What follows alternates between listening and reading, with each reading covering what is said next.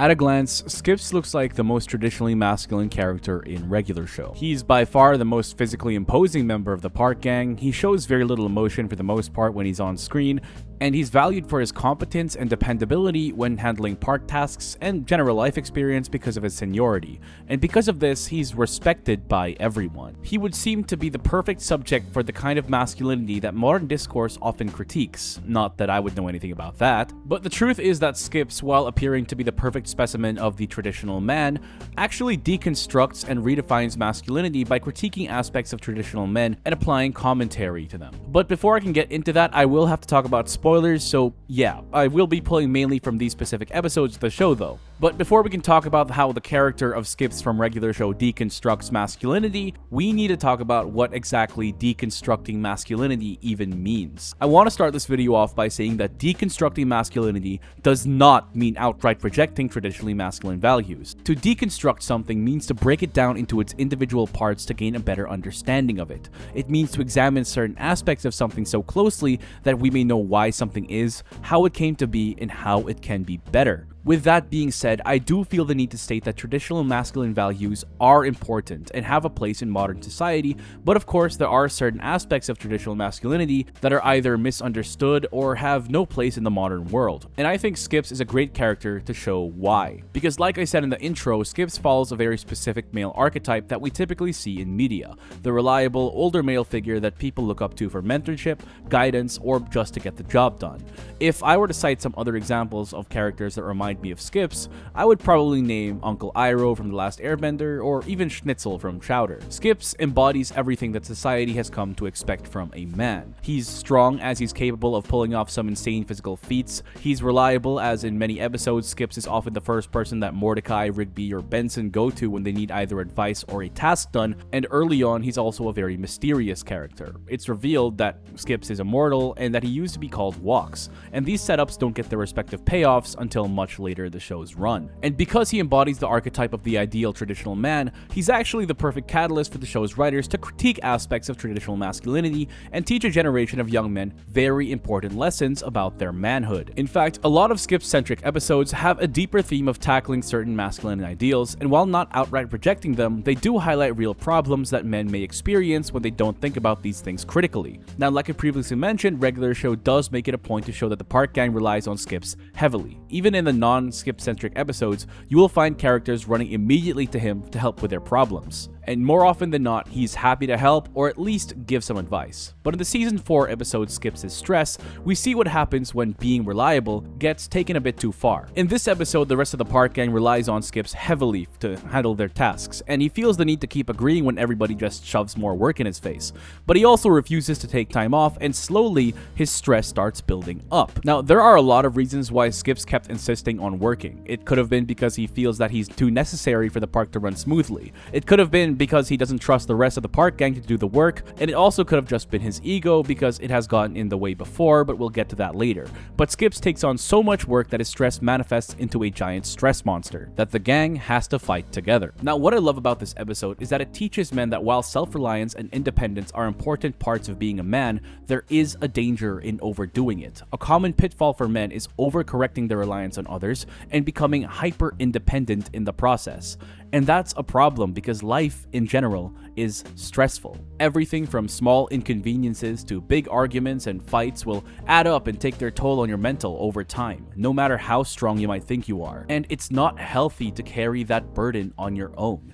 No man is an island, and the struggles of life were never meant to be taken on alone. Which is exactly what Skips had to realize in this episode. He learned that it's okay to not have to do everything himself, and that relying on other people is normal, and that's fine. A man who relies on others, at least every now and then, isn't any less of a man. And that's a very important message to send to young men who are growing increasingly isolated. To use a sports example, there's only so much that a single person can do in a field that requires an entire team to thrive. While I was writing the script, I was actually following the ongoing NBA playoffs, and in Game 1 of the Western Conference Finals, Victor Wembanyama of the Spurs put on a phenomenal performance against the Thunder. And while Wemby was undoubtedly the star of the show, putting up the most points for his team, hitting the game-tying 3 to send it to overtime, and scoring at will in double overtime to ice Game 1, winning was a team effort. Everybody who played significant minutes on the Spurs made some kind of contribution to the win. Harper, Castle, Vassell, and even Carter Bryant for his defense. Yes, Wemby did play out of his mind that game, but winning as a team isn't just about one person going nuclear and carrying. I mean, just look at the Pistons. But going back to regular show, I think that this episode shows that while Skips being reliable is a good and desirable trait,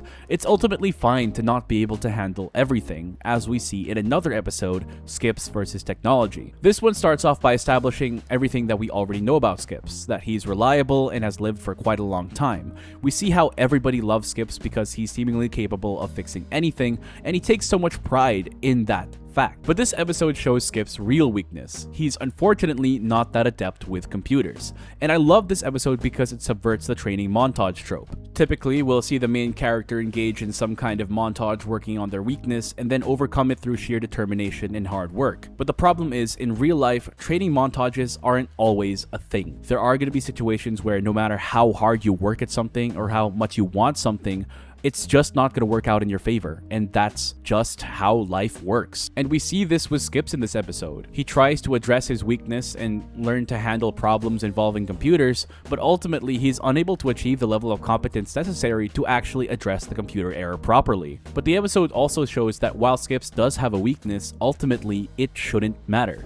Now, how this episode deconstructs masculinity is actually quite interesting, because traditionally there are a lot of expectations that society places on men. Among other things, men are expected to be providers, drivers, handy, physically strong, confident, charismatic, stoic, rich, tall, funny, and a lot of other things. And as a young male growing up, I thought that it was a bit intimidating when you have to face these expectations in the real world, and a lot of men define themselves through the presence or absence of these traits. And that's an incredibly dangerous way of life. Take the statement, Skips can fix anything, for example. This is a source of Skips' pride, but it's also an expectation that people have placed upon Skips and that he places on himself. So when there's a problem that he cannot fix, his ego is bruised by it and he acts upon it only to make the problem even worse. If Skips had just left well enough alone, the problem wouldn't have escalated and Tecmo wouldn't have been hacked. Skips' motivation to learn how to fix the computer error wasn't growth or curiosity. No, Skips was chasing validation.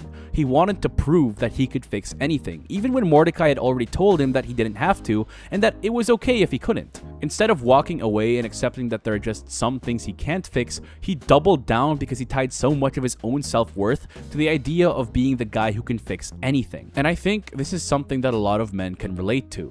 We're taught that our values come from what we can do. How much can you lift? How much do you make? Do you have a car? Can you drive? And when you lack something, it feels like you've somehow failed at being a man, even if you have every other box ticked. And that's a problem, because masculinity shouldn't feel like something you have to constantly prove, and lacking in certain areas shouldn't make you less of a man. Because if one's identity is built around proving that they're capable of everything, then the moment they encounter something they can't do, their sense of self is shattered. It's only through finding security in the fact that him not being good with computers doesn't make him any less of a man that Skips actually solves the problem. And this episode just makes Skips so much stronger in my eyes. Not because he can fix anything, but because he learns to be okay knowing he can't.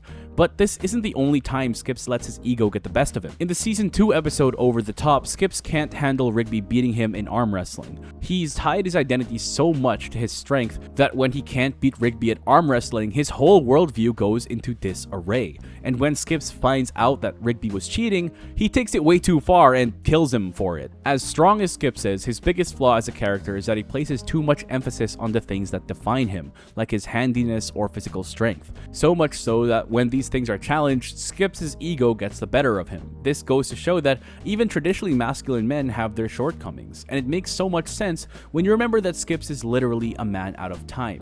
As an immortal, the laws of time don't apply to him, so of course, he's gonna struggle with things like tackling modern technology or having his sense of identity, which he's probably had for years, challenged. And I think there's a takeaway here. If Skips himself still has flaws after 200 years of being alive, why do we place so much emphasis on being perfect after relatively fewer years of existence? Because growing as a man is something that takes time. A lot of it.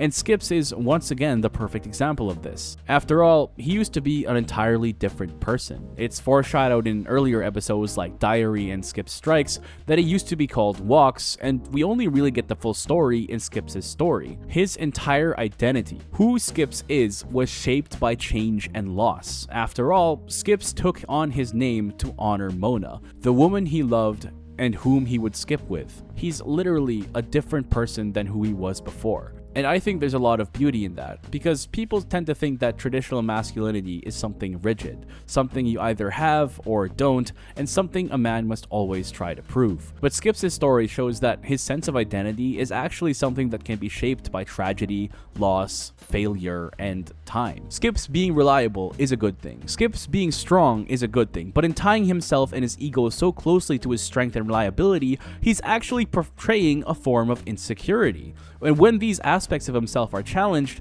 Skips makes mistakes that may have cost his friends their lives and, in a way, cost him the love of his life. And this shows the danger of being too rigid with one's sense of self and their manhood, because men are constantly growing and changing, and being too attached to a single idea can actually halt that growth. Notice how the problems in these episodes only get solved when Skips confronts his limitations as a person. He beats the stress monster with the help of his friends and learns to rely on other people. He embraces the fact that he's not good with computers, and this was key to helping him beat the error. He accepts that he's not the strongest and cheats death to bring Rigby back to life. As men, we're expected to be exceptional, to break our limits and surpass ourselves, but sometimes maybe breaking our limits can mean accepting that we have them and growing with that knowledge. Because accepting these limitations is what helped Skips grow. Just look at the version of himself that we meet in A Skips in Time, and how different he is from the version we all know and love. Skips deconstructs masculinity because he shows that manliness, like one's identity, stops working the moment you treat it like something that has to stay unchanged. Because the concept of masculinity is allowed to grow as time goes on and take different forms